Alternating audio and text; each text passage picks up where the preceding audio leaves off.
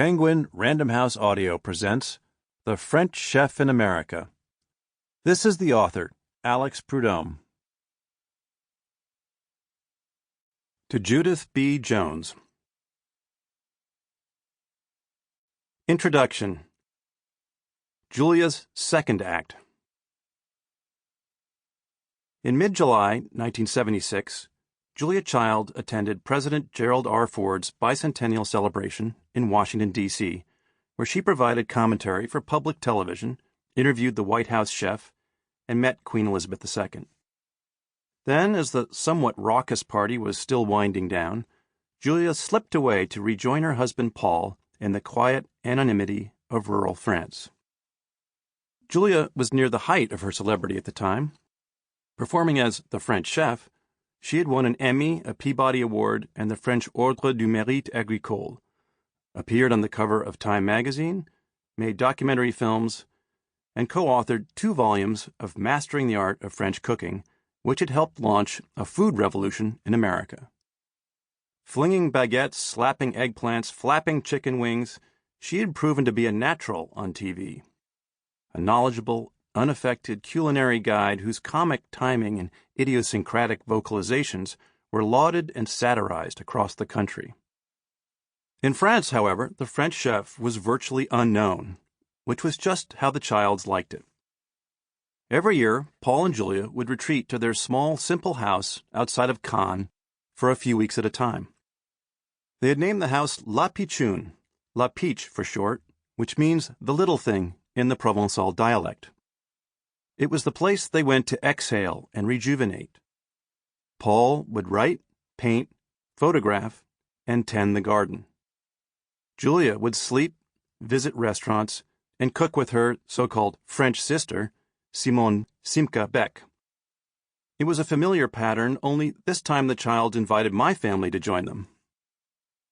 We flew from New York to Nice, rented a small olive green car, and drove along winding roads to the Child's house overlooking the hill town of Place Cassier. That evening, the Childs welcomed us with a succulent dinner of roasted lamb and ratatouille. Julia was ebullient. In the coming days, she toured us around the outdoor market in Cannes, where she spoke to nearly every vendor and bought heaps of fish for what she would deem a great bouillabaisse. Then she was off, visiting with MFK Fisher, negotiating with the plumber, having her hair done, attending to desk work, and always tinkering with something delicious in her compact cuisine. At La Peach, as in their much larger home kitchen in Cambridge, Massachusetts, Paul had erected pegboard on the wall from which he hung Julia's batterie de cuisine. He outlined her copper pots and steel pans with black magic marker so one would know exactly where each should be hung. Julia worked at a small gas stove vented by a window, a tall work table, and with a row of knives arranged by size on a magnetic strip. It was an efficient space, not much bigger than a ship's galley, and it seemed to emit mouth-watering smells at all hours. Though Julia and Paul never had children, they had tried, but it didn't take, Julia said. They welcomed my sisters and me as surrogate grandchildren. Paul was the twin brother of my maternal grandfather, Charles Child. We had been lucky to spend time with Julia and Paul in Cambridge, New York, and Maine, but this was our first visit to La Pichoune. I was almost 15 years old in the summer of 1976, with bushy blonde hair down to my shoulders. My sisters were 13 and 9. While my parents were lodged in a guest room, my sisters slept in an outbuilding, and I was relegated to a couch in the open living dining room.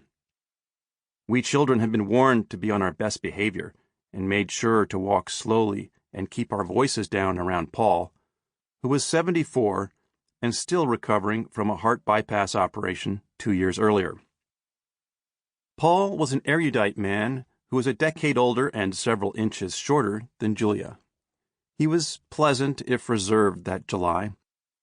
He would appear at meals, but spent much of his time sequestered in the little cabanon, or cabin, across the driveway, painting, writing, and organizing the bottles in his wine cave, or cave. He had grown thin. His face was often slack, and he seemed mentally present one minute but distant the next. He could be stern and like to talk about serious things, like politics, economics, and culture, which made him an intimidating presence. I would later learn that he was suffering from nightmares and insomnia at the time. Because Julia was a snorer and a thrasher, they slept apart. But when Paul awoke at 4 o'clock one morning, he slipped into her bed for comfort, and, he noted in his date book, they sleep late. Our 2 weeks at La Pichoune were an idyll. We bought flowers in Grasse, shopped for hand-blown glass in Biot, picnicked in sunny fields, wandered through Old Nice, lunched at the house of the expat American chef Richard Olney, and swam in the azure Mediterranean. Inspired by the Formula One cars that race in nearby Monaco, I ground the gears and spun the tires of our rental car in the bumpy field below La Piche, teaching myself how to drive a stick shift. After terrorizing a herd of goats, putting a dent in the fender, stone wall, and feeling the adrenaline surge as I bounced through mud patches at warp speed, I declared myself fit for a driver's license, not to mention hot laps around Monte Carlo. As always, talk at the child's house centered on the gastronomic and painterly arts, and these subjects came together for me in a new way on the afternoon that we drove up to Saint-Paul-de-Vence for lunch. It's a secluded medieval town nestled in the steep hills between Nice and the Alpes-Maritimes mountains. There we ate at La Colombe d'Or, a seemingly modest auberge where a sign reads, Ici on loge à cheval, à pied ou en peinture. Here we lodge those on horseback, on foot, or with paintings. The inn was established in 1920 by Paul Roux, a local farmer, and is decorated with a remarkable collection of artwork by the once struggling painters and sculptors who traded their work for lodging. Picasso, Braque, Leger, Chagall, Calder, and others.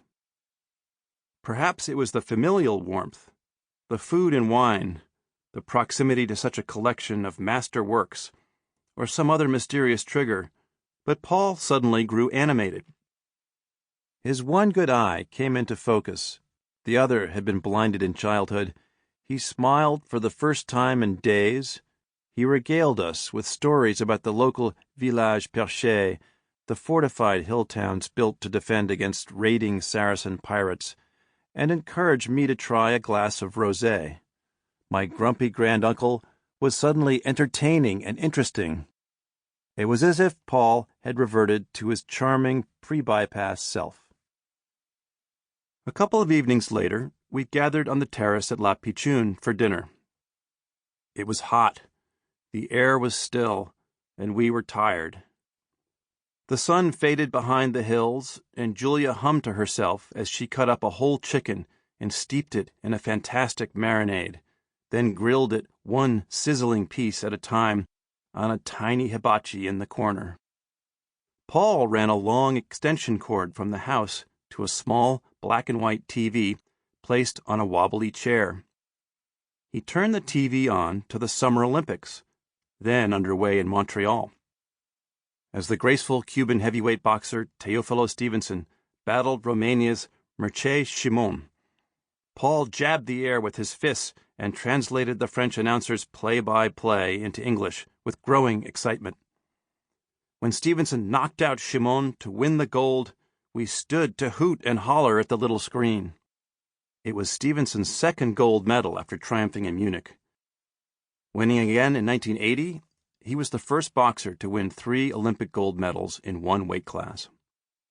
Paul was so animated and Julia's chicken was so delicious that the evening lingers as memorable. In ensuing years, Paul would fade into a state he ruefully called the mental scrambles. Never fully recovering from his operation, he suffered a series of strokes and other ailments that left him weary, confused, and irascible. In retrospect, those days at La Pichoune in 1976 were the last glimpse I had of the intelligent, warm, and enthusiastic man he had been, the genuine Paul Child. Julia, on the other hand, was in the midst of a dynamic new phase. Sample complete. Ready to continue?